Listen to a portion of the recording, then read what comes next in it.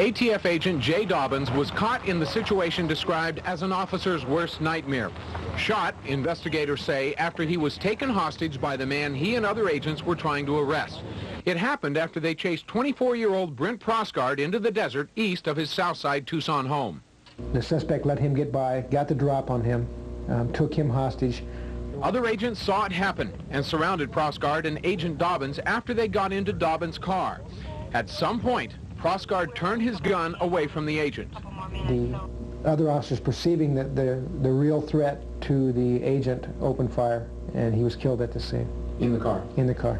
The scene last night was confusion. Between 3 and 4 ATF agents may have actually fired shots. They were trying to serve a warrant on Brent Prosgard for a felony firearms violation. According to Department of Public Safety records, Prosgard had a felony conviction for possession of stolen property.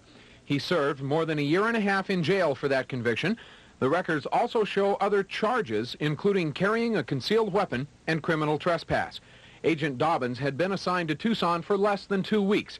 Many Tucsonans knew him as an outstanding athlete at Saguaro High School and later as a standout receiver at the University of Arizona.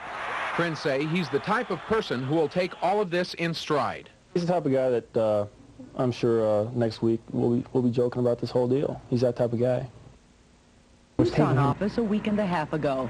Late yesterday afternoon, he was seriously wounded in a shootout, underwent surgery last night and remains in serious condition. Lots of questions remain regarding exactly what happened. Dobbins went to school at Saguaro High, a football star popular with teammates. He went on to play ball at the University of Arizona. Mark Lunsford coached Dobbins at the U of A and remembers him as a hard-working, dedicated leader. The fact that he was probably the hardest working player I've ever been around and just very dedicated to what he was doing. Dobbins says Dobbins was not only a great team player, but still writes him encouraging letters when things are tough. But they've stayed close.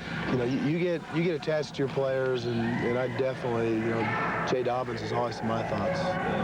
Especially now. Especially now, and I hope he's okay, Jay, and I hope your family and, you know, our best wishes from the Arizona program go out to you and your wife and your brother and your whole family. And I'll be over to see you in a little while, man. Hang in there.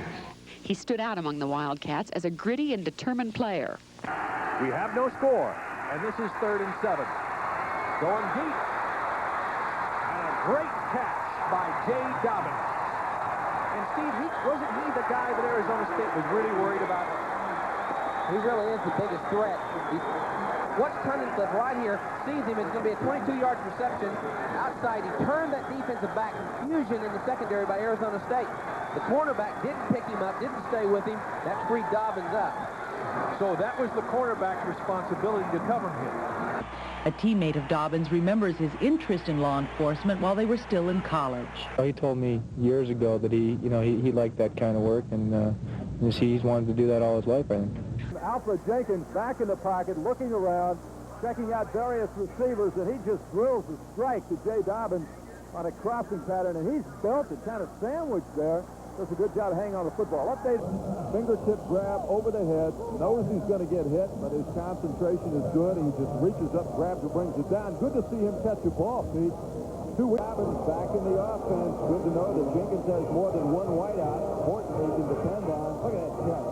Alfred really drilled that ball, but Jay went up and got it. Tunnicliffe out of the shotgun, running out of time, throws to the end zone.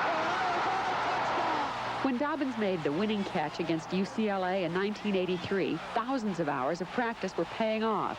Teammates and coaches say he wasn't a natural athlete, just an incredibly disciplined worker. Jay gives more than 100%. Jay gives 110%. Jay wouldn't be satisfied with 100%.